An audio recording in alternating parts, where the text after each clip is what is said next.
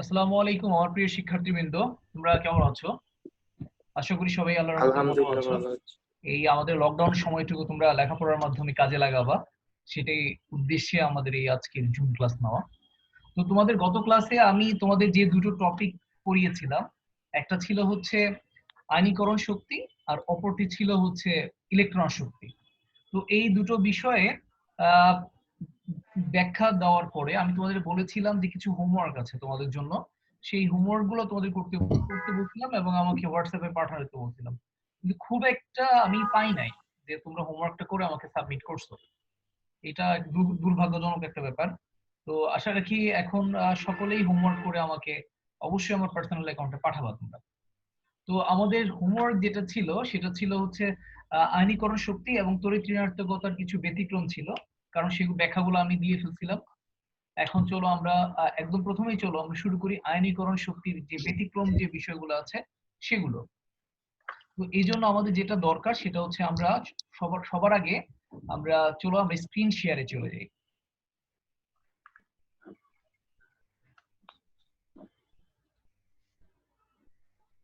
আহ আশা রাখি তোমরা দেখতে পাচ্ছ যে আমাদের আমাদের এটা হচ্ছে জি পর্যায় স্যার। সারণী। এই পর্যায় সারণীর কিছু ব্যতিক্রম বিষয়গুলো আছে। ব্যতিক্রমের মানে আয়নীকরণ শক্তির বেলায় সেটা হচ্ছে তোমাদের বলেছিলাম যে এই বেরিলিয়াম থেকে বোরন এই জায়গাটাতে অর্থাৎ বাম থেকে ডানে আসতে গেলে তাদের আয়নীকরণ শক্তির মানটা বৃদ্ধি পাওয়ার কথা ছিল, কিন্তু এখানে বেরিলিয়াম থেকে বোরনে আসতে গেলে দেখা যাবে আয়নীকরণ শক্তির মানটা কমে গেছে। এবং এই নাইট্রোজেন থেকে অক্সিজেনও কমে যায়, ম্যাগনেসিয়াম থেকে অ্যালুমিনিয়ামে কমে যায় এবং এই ফসফরাস থেকে সালফারেও কমে যায়। তো আমরা এই ব্যতিক্রম গুলা আয়নীকরণ শক্তির এই ব্যতিক্রম গুলা beryllium boron, nitrogen oxygen, magnesium aluminium এবং ফসফরাস সালফার, এই ব্যতিক্রম বিষয়গুলো নিয়ে আজকে আমরা কথা বলবো। আচ্ছা, চলো আমরা এই জন্য আমাদের কপিতে চলে যাই। তো আমরা আয়নীকরণ শক্তির বিষয়টা বলেছিলাম যে ইলেকট্রন দান করার জন্য যে পরিমাণ শক্তি সে শোষণ করে। আচ্ছা, তো আমরা চলো দেখি আয়নীকরণ শক্তি, আয়নীকরণ শক্তির বেলায় দেখো আমাদের বেরিলিয়ামের পারমাণবিক সংখ্যা হচ্ছে কত, 4। আর ইলেকট্রন বিন্যাস হচ্ছে 1s2 2s2 2p1। নো, এটা তো ইলেকট্রন বিন্যাসটা বোরনের জন্য, বেরিলিয়াম হচ্ছে এরকম 1s2 2s2। আর আর বোরনের পারমাণবিক সংখ্যা হচ্ছে 5, ইলেকট্রন বিন্যাস হচ্ছে 1s2 2s2 2p1। তোমরা দেখতে পাচ্ছ এখানে 2s2 মানে s অরবিটালটা দ্বিত্বপূর্ণ। তাহলে আমরা কি দেখতে পাচ্ছি, অরবিটালটা যেহেতু সে স্থায়িত্ব লাভ করেছে, স্থায়িত্ব লাভ করেছে, অতএব সহজে সে শক্তি মানে সহজে সে ইলেকট্রনটা দান করতে চায় না, কারণ এখানে তার কয়টি ইলেকট্রন আছে, দুটি। এবং এস অরবিটালটা কি পরিপূর্ণ, যার কারণে সে সহজে ইলেকট্রনটা দান করতে চায় না। এখন কথা হচ্ছে কেউ যদি ইলেকট্রন দান করতে না চায় কিন্তু তুমি যদি ইলেকট্রন তার কাছ থেকে নিতে চাও, তাকে কি অনেক অনেক বেশি শক্তি দিতে হবে। এই কারণে বলা হচ্ছে বেরিলিয়ামের আয়নীকরণ শক্তির মান অনেক বেশি। আর বোরনের ক্ষেত্রে দেখো পি অরবিটালটা আমরা জানি সর্বোচ্চ ইলেকট্রন থাকতে পারে 6টি, অথবা 3টে ইলেকট্রন থাকলে হয় সে অর্ধপূর্ণ। কিন্তু এখানে বিষয়টা হয়েছে তার ইলেকট্রন আছে মাত্র 1টি। তো একটি ইলেকট্রন যদি বোরন খুব সহজে ছেড়ে দেয়, তাহলে দেখো তার ইলেকট্রন থাকে এইটা শেষ কক্ষপথে। তো এই এস অরবিটালটা পরিপূর্ণ থাকাতে সে কি করে, সে অনেক স্থিতিশীলতা লাভ করে।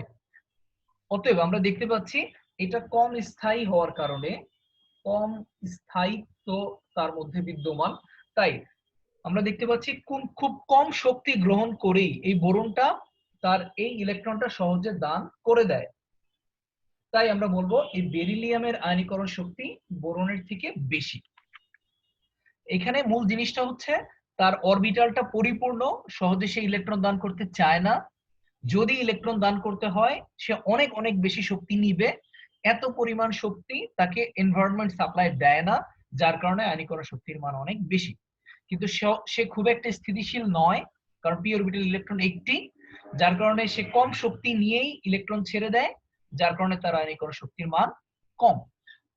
তো এই বিষয়টা ছিল আমাদের আয়নীকরণ শক্তির জন্য। আমাদের আরো ব্যতিক্রম ছিল, ব্যতিক্রম গুলো কি কি, ছিল হচ্ছে নাইট্রোজেন এবং অক্সিজেন।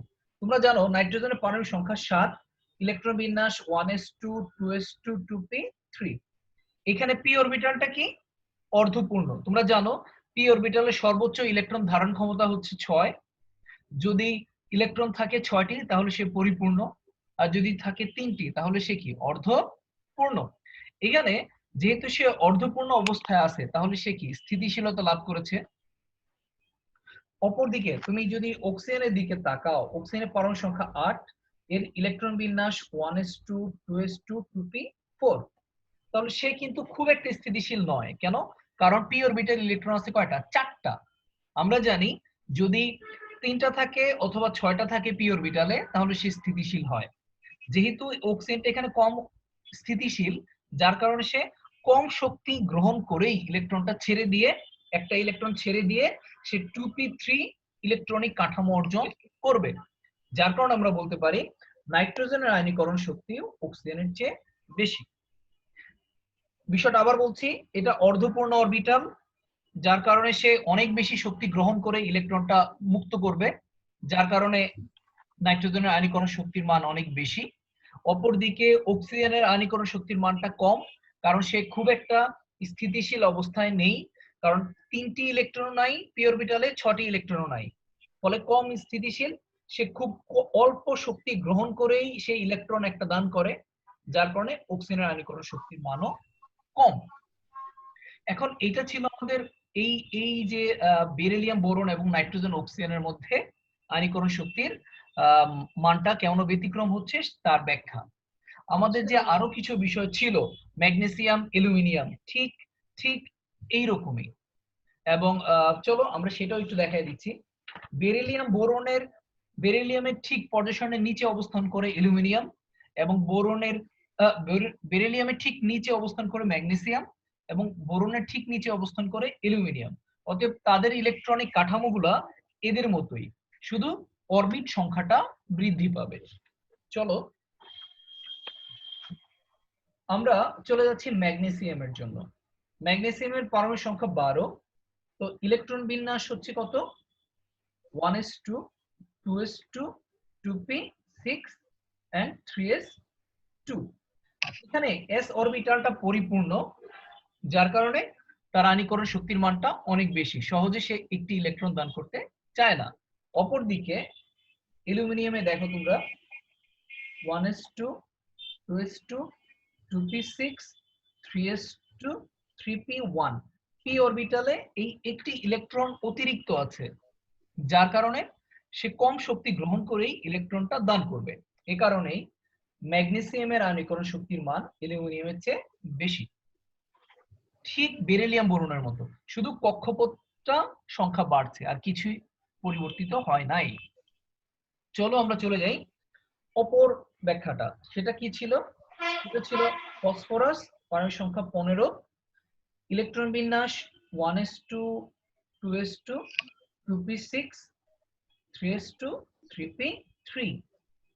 আর ছিল সালফার, পারমাণবিক সংখ্যা 16। তাহলে ইলেকট্রন বিন্যাস কেমন হবে? 1s2 2s2 2p6 3s2 3p4। যেহেতু পি অরবিটালটা অর্ধপূর্ণ, তাহলে সহজে সে ইলেকট্রন দান করতে চায় না, যার কারণে তার আয়নীকরণ শক্তির মান অনেক বেশি। কিন্তু সালফারের ক্ষেত্রে পি অরবিটালে ইলেকট্রন সংখ্যা অর্ধপূর্ণও নয় পরিপূর্ণও নয়, যার কারণে সহজে সে ইলেকট্রন দান করতে চায় এবং কম শক্তি গ্রহণ করেই সেই ইলেকট্রনটা দান করবে, যার কারণে আমরা বলবো ফসফরাসের আয়নীকরণ শক্তির মান সালফারের চেয়ে বেশি। এই ব্যাখ্যাটা ঠিক আগের ব্যাখ্যার মতোই, এদের মতোই, শুধু কক্ষপথ দ্বিতীয় কক্ষপথের জায়গায় তৃতীয় কক্ষপথ, এখানেও ঠিক দেখো দ্বিতীয় কক্ষপথের জায়গায় তৃতীয় কক্ষপথ, আর কোনো পরিবর্তন নাই। তো আমাদের এই ব্যাখ্যাগুলো একই রকম ছিল। আশা রাখি তোমরা এই বিষয়গুলা বুঝতে পেরেছো। এই আয়নীকরণ শক্তি এবং এই বিষয়গুলা পরীক্ষায় প্রচুর আসে, তো এই বিষয়ে আমরা খুব ভালো করে মুখস্থ করার চেষ্টা করব এবং বাসায় লিখে লিখে পড়ার চেষ্টা করব। এখন আমরা চলে যাচ্ছি আরেকটা ব্যতিক্রম ছিল ইলেকট্রন আসক্তি নিয়ে। আরেকটা ব্যতিক্রম কি ছিল? ইলেকট্রন আসক্তি নিয়ে। চলো আমরা ইলেকট্রন আসক্তির ব্যতিক্রমটা একটু দেখি। ইলেকট্রন আসক্তির ব্যতিক্রম দেখানোর পূর্বে আমরা আমরা চলে যাচ্ছি পর্যায় সারণীতে আরেকবার। পর্যায় সারণীতে বলা ছিল যে উপর থেকে নিচে আসলে ইলেকট্রন আসক্তির মান বৃদ্ধি পায়। দুঃখিত, উপর থেকে নিচে আসলে এর ইলেকট্রন আসক্তির মান হ্রাস পায়। এর অর্থ হচ্ছে ফ্লুরিন থেকে ক্লোরিন, ক্লোরিন থেকে ব্রোমিন, ব্রোমিন থেকে আয়োডিন, এদের ইলেকট্রন আসক্তির মান কমে যাওয়ার কথা ছিল এবং তাদের মানগুলো আমি আমার গত ক্লাসে পাওয়ার পয়েন্ট প্রেজেন্টেশনের মাধ্যমে দেখিয়েছিলাম। কিন্তু কথা হচ্ছে একটা ব্যতিক্রম পাওয়া গেছিল এই জায়গাটায়। ক্লোরিন থেকে যখন ক্লোরিনে এসেছিলাম দেখেছিলাম তার ইলেকট্রন আসক্তির মানটা বেড়ে গেছে এবং এর পরবর্তীতে ব্রোমিন এবং আয়োডিনে কোনো ব্যতিক্রম ঘটে নাই। তাহলে আমরা বলতে পারি যে ক্লোরিনের ইলেকট্রন আসক্তির মান ফ্লুরিন অপেক্ষা বেশি কেন? আমাদের টপিকটা হচ্ছে কি, ক্লোরিনের ইলেকট্রন আসক্তির মান ফ্লুরিন অপেক্ষা বেশি কেন? তাহলে চলো আমরা এই বিষয়টা একটু জানার চেষ্টা করি। তাহলে আমরা আমাদের খাতায় আবার ফিরে যাই। টপিকের নাম হচ্ছে ইলেকট্রন আসক্তি। ইলেকট্রন আসক্তি। ইলেকট্রন আসক্তির বেলায় আমি কি বলেছি? ক্লোরিনেরটা বেশি ফ্লুরিনের তুলনায়, এটাই ব্যতিক্রম। কিন্তু কেন একটু খেয়াল করো। তুমি যদি ফ্লুরিনের পারমাণবিক সংখ্যা 9, ইলেকট্রন বিন্যাস 1s2 2s2 2p5, অর্থাৎ আমরা ধরে নিলাম এটা নিউক্লিয়াস। তাহলে প্রথম কক্ষপথে ইলেকট্রন দুটো, দ্বিতীয় কক্ষপথে ইলেকট্রন 7টি, 1 2 3 4 5 6 7। তাহলে এটা হচ্ছে আমাদের ফ্লুরিনের অরবিটাল ডায়াগ্রাম, যেটা আমার গত ক্লাসেও দেখেছিলাম। কিন্তু ক্লোরিনের ক্ষেত্রে আসো, পারমাণবিক সংখ্যা 17, ইলেকট্রন বিন্যাস 1s2 2s2 2p6 3s2 3p5। দেখো শেষ কক্ষপথে ইলেকট্রনিক কাঠামো একই রকম, 7টি করে ইলেকট্রন আছে, কিন্তু পার্থক্য হচ্ছে এখানে কক্ষপথ হচ্ছে দুটো আর এখানে কক্ষপথ হচ্ছে আমার কয়টা? 3টা। তাহলে আমরা বলবো যে এর অরবিটাল ডায়াগ্রামটা হচ্ছে প্রথম কক্ষপথ, দ্বিতীয় কক্ষপথ, তৃতীয় কক্ষপথ। দেখো প্রথম কক্ষপথে ইলেকট্রন আছে দুটো, দ্বিতীয় কক্ষপথে 1 2 3 4 5 6 7 8। এই দেখো 2 এবং 6 8টি দ্বিতীয় কক্ষপথে। তৃতীয় কক্ষপথে 7টি। কিভাবে? 1 2 3 4 5 6 7 তৃতীয় কক্ষপথ। এখন কথা হচ্ছে এর ইলেকট্রন আসক্তি বেশি কেন? এর মূল কারণটা হচ্ছে, দেখো যখন তুমি ফ্লুরিনের কথা বলবা, দেখো এখানে ব্যাসার্ধ খুবই কম, মানে নিউক্লিয়াস থেকে শুরু করে দ্বিতীয় কক্ষপথের শেষ পর্যন্ত ব্যাসার্ধ কম। যার কারণে আমরা বলবো যে এইখানে যেহেতু ইলেকট্রন আধান ঋণাত্মক, এখানে ইলেকট্রন আধান ঋণাত্মক, বাইরে থেকে যেহেতু একটা ইলেকট্রন আসার কথা আমরা বলছি ইলেকট্রন আসক্তির বেলায়, তাহলে এই ইলেকট্রনকে তো বিকর্ষণ করে, তারপরেও আবার অন্য একটা ইলেকট্রন আসার জন্য আমরা চেষ্টা করছি। তাহলে কি হবে? ইলেকট্রনের মধ্যে বিকর্ষণটা অনেক বেশি হবে। এই ইলেকট্রন তারা অনেক বেশি বলে বিকর্ষণ করবে, যার ফলে ফ্লুরিনের ইলেকট্রন আসক্তিটা কম। কিন্তু ক্লোরিনের ক্ষেত্রে দেখো, যেহেতু এখানে ব্যাসার্ধটা তুলনামূলক বেশি, কক্ষপথের আকারটা বড়, যার কারণে একটি ইলেকট্রন অপর ইলেকট্রন থেকে বেশ দূরে অবস্থান করে। দেখো এই ইলেকট্রন থেকে বেশ দূরে অবস্থান করছে, ফলে বহিরাগত যখন কোনো ইলেকট্রন আসতে নিবে ওই মুহূর্তে তারা খুব একটা বিকর্ষণ করবে না। যার কারণে আমরা বলবো যে ক্লোরিনটা সহজে ইলেকট্রন গ্রহণ করতে পারে। আচ্ছা, এখন আমার কথা হচ্ছে যে তোমরা এই বিষয়টা একটু ভালো করে খেয়াল করার চেষ্টা করো যে এখানে ইলেকট্রন বিকর্ষণটা বেশি। ইলেকট্রন বিকর্ষণ বেশি হওয়ার কারণে ইলেকট্রনটা যখন আসতে নিবে খুব একটা বেশি বলে এর নিউক্লিয়াসের ভেতরে প্রোটনগুলো আকর্ষণ করতে পারে না, যার কারণে তার ইলেকট্রন আসক্তির মান কম। কিন্তু ক্লোরিনের ক্ষেত্রে আমরা দেখতে পাচ্ছি যে যেহেতু ইলেকট্রনের বিকর্ষণের মানটা কম, কারণ তাদের আকারটা একটু বড়, ব্যাসার্ধ বড়, যার কারণে ক্লোরিনের নিউক্লিয়াসের অভ্যন্তরের প্রোটনগুলো অনেক বেশি শক্তি দিয়েই বহিরাগত ইলেকট্রনকে তার শেষ কক্ষে আনতে পারে, যার কারণে তার আয়নীকরণ শক্তির মানটা বেশি। তো এই বিষয়গুলো রেডিয়ামে খুব ভালো করে লেখা আছে এবং খুব সহজ ভাষায়। এই বিষয়গুলো তুমি যদি রেডিয়াম থেকে একটু পরে হোমওয়ার্কটা করে আমাকে সাবমিট করতা, তাহলে অবশ্যই তোমাদের জন্য অনেক বেশি ভালো হতো, তোমরা উপকৃত হতা। তো এই ধরনের কাজগুলো আর করো না। আমি যেদিন যেদিন যেই হোমওয়ার্কটুকু দিব, তোমরা অবশ্যই সেটা খাতায় লিখে আমার পার্সোনাল নাম্বারে, মানে পার্সোনাল হোয়াটসঅ্যাপ নাম্বারে তোমরা সেটা সেন্ড করবা। আচ্ছা, তো আমরা আমরা এই এই এই যে আয়নীকরণ শক্তি এবং হচ্ছে ইলেকট্রন আসক্তির যেই বিষয়টা গত ক্লাসে আলোচনা করেছি, আর আজকে আমরা এই ব্যতিক্রম নিয়েও কথা বললাম, টোটাল 5টা ব্যতিক্রম। তো এই ব্যতিক্রম গুলাই সাধারণত পরীক্ষায় আসে, কারণ হচ্ছে সাধারণ যে বিষয়গুলো বাম থেকে ডানে গেলে মানগুলা বৃদ্ধি পায় বা উপর থেকে নিচে আসলে মানগুলা হ্রাস পায়, এটা তো সাধারণ ঘটনা। এর চেয়ে ব্যতিক্রম বিষয়গুলাই পরীক্ষার জন্য বেশি গুরুত্বপূর্ণ। তো সেই অর্থে তার সংজ্ঞা জানার সাথে সাথে এই ব্যতিক্রমের বিষয়গুলো আজকে আমি যেগুলো ক্লাসে বললাম, এগুলো রেডিয়াম থেকে ভালো করে মুখস্থ করে অবশ্যই আমাকে নেক্সট কালকের মধ্যে হোয়াটসঅ্যাপে আমার পার্সোনাল নম্বরে পাঠিয়ে দিবা। আচ্ছা, তো আমাদের এই ব্যতিক্রমের এই বিষয়গুলো নিয়ে আলোচনা করা শেষ। তো আমরা চাচ্ছি অন্য একটা টপিক নিয়ে তোমাদের আজকে কথা বলবো। আমাদের যে সময়টুকু আছে সেখানে অন্য একটা টপিক নিয়ে কথা বলবো। চলো আমরা সেই জন্য আমরা চলে যাচ্ছি স্ক্রিন শেয়ারে। দেখো, আমরা আমরা আজকে যে টপিকটা পড়বো সেটা হচ্ছে ইলেকট্রোনেগেটিভিটি, বাংলায় হচ্ছে তড়িৎ ঋণাত্মকতা। তড়িৎ ঋণাত্মকতা, যেটা রসায়ন প্রথম পত্রের 3য় অধ্যায়ে আলোচনা করা হয়েছে। তো এই বিষয়টাই তোমাদের আমি স্যার আজকে তোমাদের আলোচনা করব। তো তড়িৎ ঋণাত্মকতার মানটা জানার জন্য পর্যায় সারণীতে এরকম এরকম একটা স্পেশাল পর্যায় সারণী পাওয়া গেছে, যেখানে ইলেকট্রোনেগেটিভিটি শব্দটা আলোচিত হয়েছে। এখন কথা হচ্ছে যে এই তড়িৎ ঋণাত্মকতার মানটা এখানে খুব ক্ষুদ্র করে দেওয়া, হ্যাঁ, এই মানটা এইখান থেকে মুখস্থ করাটা খুব টাফ, কারণ 118টা মৌল এই কাগজের মধ্যে লেখা আছে। তো এই মানটা মুখস্থ করা সো টাফ। তো আমরা কি করব, আমরা খুঁজে খুঁজে যেগুলো প্রয়োজন আমরা শুধু সেগুলোই পড়বো।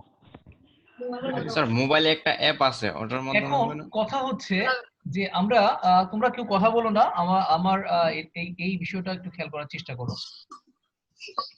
আমরা তাহলে কি সবগুলো 118টা মৌলের তড়িৎ ঋণাত্মকতা মানটা মুখস্থ করা আমাদের পক্ষে কি সম্ভব? না। এজন্য আমরা এই স্ক্রিনে যেই কয়টা মৌল দেখানো হয়েছে এই কয়টা মৌল মুখস্থ করাই আমাদের জন্য যথেষ্ট, সাথে আর দুই একটা আমি সেটা বলে দিব। আমাদের ইন্টারমিডিয়েটের জন্য এটাই এনাফ। আচ্ছা, তো আমরা একটু খেয়াল করি ইলেকট্রন আসক্তি এবং তড়িৎ ঋণাত্মকতার মতো করে ইলেকট্রন আসক্তি এবং আয়নীকরণ শক্তির মতো করে তড়িৎ ঋণাত্মকতার বেলায়ও বাম থেকে ডানে গেলে তার মানটা বৃদ্ধি পায়। দেখো, আমরা বাম থেকে ডানে যাচ্ছি, lithium, beryllium, boron, carbon, nitrogen, oxygen, fluorine. দেখো তড়িৎ ঋণাত্মকতার মানটা বৃদ্ধি পাচ্ছে এবং সুন্দর একটা সিকোয়েন্স মেনটেন করে 1, 1.5, 2, 2.5, 3, 3.5 and 4।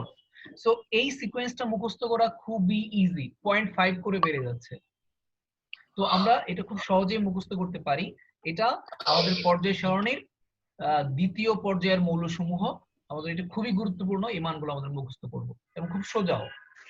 তারপর দেখো, লিথিয়াম, সোডিয়াম, পটাশিয়াম এরা প্রথম গ্রুপের মৌল। এই সোডিয়াম এবং পটাশিয়ামের তড়িৎ ঋণাত্মকতার মানগুলো আমাদের লাগবে, সাথে গ্রুপ 2 এর ম্যাগনেসিয়াম, ক্যালসিয়ামের মানগুলোও লাগবে।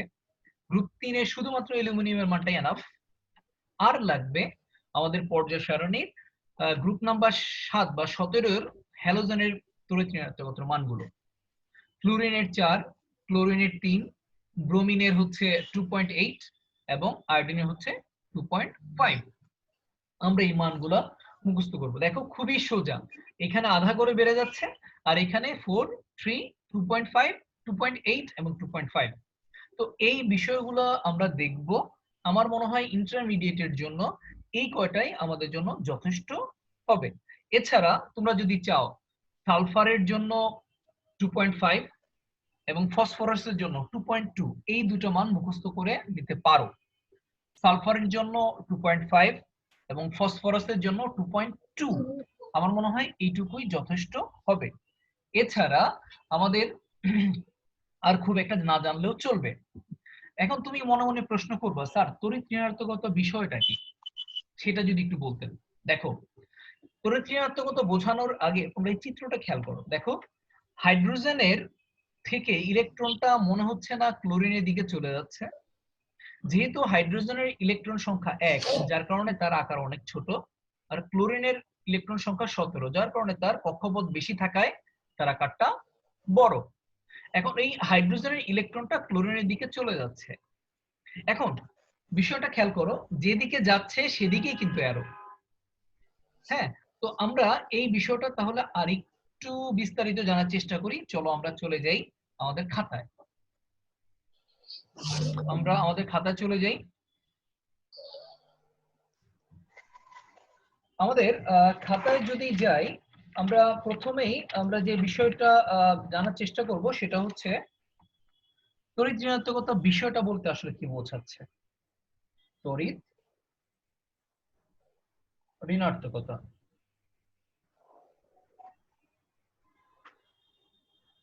ঋণাত্মকতা। আচ্ছা, একটা জিনিস খেয়াল করো, নিশ্চয়ই তোমরা রশি টানাটানি খেলা দেখেছো। তোমরা অবশ্যই তোমরা কি রশি টানাটানি খেলা দেখেছো। বিষয়টা কেমন ছিল? ধরো একটা রশি বা মানে মোটা একটা দড়ি, যাই বলি না আমরা কেন, দুই পক্ষে লোকজন দাঁড়ায়, দুই পক্ষই চেষ্টা করে রশিটাকে টেনে তাদের কাছাকাছি নিয়ে আসে। এখন যেই পক্ষের শক্তিটা বেশি তারাই রশিটা তাদের কাছাকাছি নিয়ে আসে, আর যেই পক্ষের শক্তিটা কম তারা রশিটা টানাটানিতে না পেরে একসময় তারা হেরে যায়। তো যাদের শক্তি বেশি রশিটা তাদের কাছেই চলে যায়। এইখানে বিষয়টা কিন্তু এমন না যে যে পক্ষ হেরে যাচ্ছে তারা ইচ্ছে করে রশিটা অন্য পক্ষকে দিয়ে আসতেছে, তা কিন্তু না। এখন তারা টানাটানি করে, যেহেতু শক্তি কম তাই তারা হেরে গেছে, অতএব তারা বাধ্য হয়েছে রশিটা দিয়ে দিতে, ইচ্ছা করে কিন্তু তারা রশিটা দেয় নাই। তড়িৎ ঋণাত্মকতায় এই ধরনের ঘটনাই ঘটে।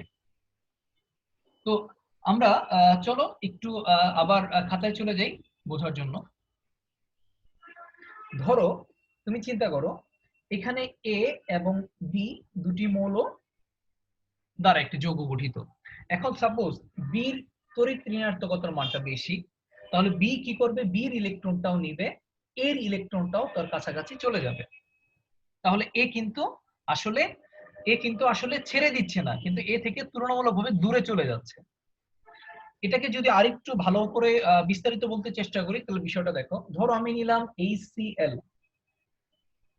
স্ক্রিনে যেটা দেখানো ছিল, একটি ইলেকট্রন ছিল হাইড্রোজেনের, একটি ইলেকট্রন ছিল ক্লোরিনের। এই হলো তাদের সমযোজী বন্ধন। সমযোজী বন্ধন দুটি ইলেকট্রনের মাধ্যমেই হয়, তোমরা জানো, শেয়ার করার মাধ্যমে।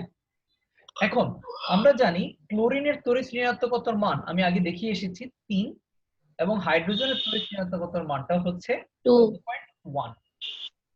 যেহেতু ক্লোরিনের তড়িৎ ঋণাত্মকতার মানটা বেশি, তাহলে ক্লোরিন কি করবে, তার কাছাকাছি ইলেকট্রন দুটো নেওয়ার চেষ্টা করবে। দেখো, ক্লোরিনের ইলেকট্রনটা ক্লোরিনের কাছে এবং হাইড্রোজেনের ইলেকট্রনটাও তুলনামূলক ক্লোরিনের কাছাকাছি চলে গেছে। এখানে কিন্তু হাইড্রোজেন ইচ্ছে করে দিয়ে দেয় নাই, কিন্তু ইলেকট্রন টানাটানিতে সে হেরে গেছে, যেহেতু তার শক্তিটা কম, তার মানটা কম তড়িৎ ঋণাত্মকতা। তাই এখানে হাইড্রোজেনটা হচ্ছে ডেল প্লাস এবং ক্লোরিনটা হচ্ছে ডেল মাইনাস। ডেল প্লাস শব্দের অর্থ কি, হাইড্রোজেনটা হচ্ছে আংশিক ধনাত্মক, মানে সেই ইলেকট্রনটা দান করতে চায় নাই কিন্তু তারপরেও তার কাছ থেকে দূরে চলে গেছে। আর খেয়াল করো যে ক্লোরিনটা ইলেকট্রনটা তার কক্ষপথের মধ্যে কিন্তু নিয়ে যেতে পারে নাই, কি হয়েছে, তার কাছাকাছি চলে গেছে, তার কাছাকাছি চলে গেছে, যার কারণে সে ডেল মানে আংশিক ঋণাত্মক। তো এই বিষয়গুলো তোমাকে বুঝতে হবে। তাহলে আমরা যদি সংজ্ঞার কথা বলি, তাহলে সংজ্ঞাটা হচ্ছে এরকম: সমযোজী বন্ধনে আবদ্ধ ইলেকট্রন সমূহ কোন মৌল নিজের দিকে টেনে নেওয়ার ক্ষমতাকে বলে তড়িৎ ঋণাত্মকতা। সমযোজী বন্ধনে আবদ্ধ ইলেকট্রন সমূহ নিজের দিকে টেনে নেওয়ার ক্ষমতাকেই বলা হয় তড়িৎ ঋণাত্মকতা। তাহলে যার তড়িৎ ঋণাত্মকতার মান বেশি সে হবে মাইনাস, আর যার তড়িৎ ঋণাত্মকতার মান কম সে হচ্ছে আমার প্লাস। আচ্ছা, তুমি দেখতে পাচ্ছ যে যেহেতু ক্লোরিন তড়িৎ ঋণাত্মকতার মানটা বেশি ছিল, যার কারণে ক্লোরিনটা হচ্ছে ডেল মাইনাস আর হাইড্রোজেনটা হচ্ছে ডেল প্লাস। এখন তড়িৎ ঋণাত্মকতার মানের উপর কি অন্য যৌগের বৈশিষ্ট্য নির্ভর করে? সেক্ষেত্রে আমি বলবো অবশ্যই। তড়িৎ ঋণাত্মকতার মানের পার্থক্যের উপর যৌগের বৈশিষ্ট্য নির্ভর করে। যৌগটা আয়নিক হবে না সমযোজী হবে, পোলার হবে না অপোলার হবে, সেটা টোটালি নির্ভর করে তড়িৎ ঋণাত্মকতার উপর। তো আমরা একটু এই বিষয়টা জানার চেষ্টা করি। চলো আমরা এই বিষয়টা আরো ক্লিয়ার করে জানতে গেলে আমাদের চলো আমরা আবার আমাদের খাতায় ফিরে যাই। তড়িৎ ঋণাত্মকতার পার্থক্য দুটি মৌলের মধ্যে যদি শূন্য হয় তাহলে তার বৈশিষ্ট্যটা কেমন হবে? সেক্ষেত্রে তাদের বৈশিষ্ট্য হবে সেটা 100% সমযোজী, মানে বিশুদ্ধ সমযোজী যৌগ হবে, এবং সেটা হবে কি অপোলার। উদাহরণ আমি যদি দিতে চাই, ধরো হাইড্রোজেন। এখানে হাইড্রোজেনটা কি হয়েছে? দুটি পরমাণু দ্বারা যুক্ত একটি অণু। একটি হাইড্রোজেন পরমাণু তড়িৎ ঋণাত্মকতা হচ্ছে 2.1। বিষয়টা এরকম ধরো, একটা হাইড্রোজেন অপর হাইড্রোজেনের সাথে বন্ধন করেছে, একটা হাইড্রোজেন 2.1, অপর হাইড্রোজেনটাও 2.1 তড়িৎ ঋণাত্মকতার মান। যেহেতু তাদের মধ্যে পার্থক্য নাই, শূন্য, একটা থেকে আরেকটা বিয়োগ করলে শূন্য পাচ্ছি, অতএব এই যৌগটা হচ্ছে 100% সমযোজী এবং অপোলার। এখন কথা হচ্ছে পার্থক্য যদি 0 থেকে 0.5 এর মধ্যে হয় তাহলে সে হচ্ছে সমযোজী হবে, কিন্তু সমযোজী হবে 100% সমযোজী হবে না, সেও হবে অপোলার।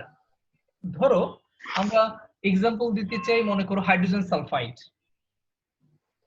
হাইড্রোজেন সালফাইডের ক্ষেত্রে কি? হাইড্রোজেন সালফাইডের ক্ষেত্রে হাইড্রোজেন সালফাইডের ক্ষেত্রে আমরা দেখো, হাইড্রোজেন সালফাইডের ক্ষেত্রে আমরা বলবো হাইড্রোজেনের 2.1 এবং এই যে সালফার হচ্ছে 2.5। তো 2.5 এবং 2.1 পার্থক্যটা কত? পার্থক্যটা হচ্ছে আমাদের 0.4, যার কারণে এটা হচ্ছে আমাদের H2S। এটা হচ্ছে আমাদের একটি অপোলার। দেখো এর মধ্যে কোনো ধরনের চার্জ নাই, কোনো ধনাত্মক ঋণাত্মক চার্জ এখানে খুঁজে পাওয়া যায় নাই, তাহলে এটা অপোলার সমযোজী যৌগ। এখন যদি পার্থক্য 0.5 এর বেশি, ধরো 0.6 এর থেকে পার্থক্যটা যদি 1.8 এর মধ্যে হয় তাহলে সেটা হবে পোলার। সে কি হবে? পোলার সমযোজী।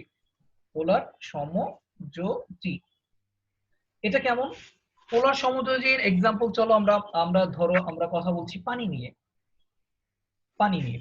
দেখো পানি এবং হাইড্রোজেন সালফাইড দুটো যৌগ কিন্তু একই রকম, H2S এবং H2O। এক্ষেত্রে কি হবে? পানির বেলায় দেখো, পানির বেলায় OH। এক্ষেত্রে হাইড্রোজেনের হচ্ছে 2.1 আর অক্সিজেনের হচ্ছে 3.5। তাহলে এটা 2.1 এবং হচ্ছে 3.5। তাহলে পার্থক্যটা কত? বিয়োগ করে দেখো তো, 3.5 মাইনাস 1 2.1, তো কি হয়? পার্থক্যটা হচ্ছে 1.4। এই যে 1.4, এটা 1.4 এর মান আমাদের 1.8 এর মধ্যে পড়ে যাচ্ছে, অতএব আমরা বলবো এটা হচ্ছে একটি পোলার সমযোজী যৌগ। যার কারণে আমরা কি করব? আমরা এই পানির বেলায় এই অক্সিজেনের উপরে ডেল মাইনাস দিব এবং হাইড্রোজেনের উপর ডেল প্লাস দিব, কারণ সে পোলার।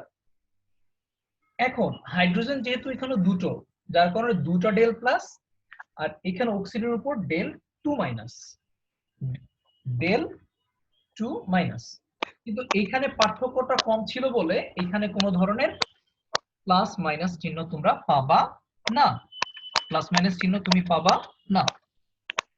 এখন ধরো তুমি একটা যৌগ সোডিয়াম ক্লোরাইড, এটা তো আয়নিক যৌগ, খেয়াল করো সোডিয়ামের হচ্ছে 0.9 আর ক্লোরিনের হচ্ছে 3, তাহলে পার্থক্যটা কত দেখো, 3 থেকে 0.9 তুমি যদি বিয়োগ দাও তুমি পাচ্ছ কত 2.1। তাহলে এই 2.1 এর মানটা কি, আমরা দেখতে পাচ্ছি 1.8 এর চেয়ে বেশি, কারণ 3 বিয়োগ 0.9 মানে কি 2.1। এই 2.1 এর মানটা 1.8 থেকে বেশি থাকার কারণে এই যৌগটা হবে আয়নিক, যার কারণে সে পরিপূর্ণ প্লাস এবং মাইনাস, সে একদম টোটালি প্লাস এবং মাইনাস। দেখো এখানে কোনো কোনো ডেল চিহ্ন বা নাই, সে একদম সোডিয়াম ইলেকট্রন দান করেছে এবং ক্লোরিন ইলেকট্রন গ্রহণ করেছে। তো আমরা তড়িৎ ঋণাত্মকতার পার্থক্যের কারণে আমরা দেখতে পাচ্ছি এটা আয়নিক যৌগ। তাহলে আমরা এখানে একটু লিখে নিই যে পার্থক্য যদি 1.9 বা তার অধিক হয় তাহলে যৌগটা হবে কি আয়নিক, আয়নিক। আর আমরা জানি আয়নিক যৌগ সে অবশ্যই কি হবে পোলার, পোলার যৌগ। তাহলে তোমরা বুঝতেই পারছো যে তড়িৎ ঋণাত্মকতার মানটা অনেক গুরুত্বপূর্ণ, তড়িৎ ঋণাত্মকতার মানটা অনেক গুরুত্বপূর্ণ।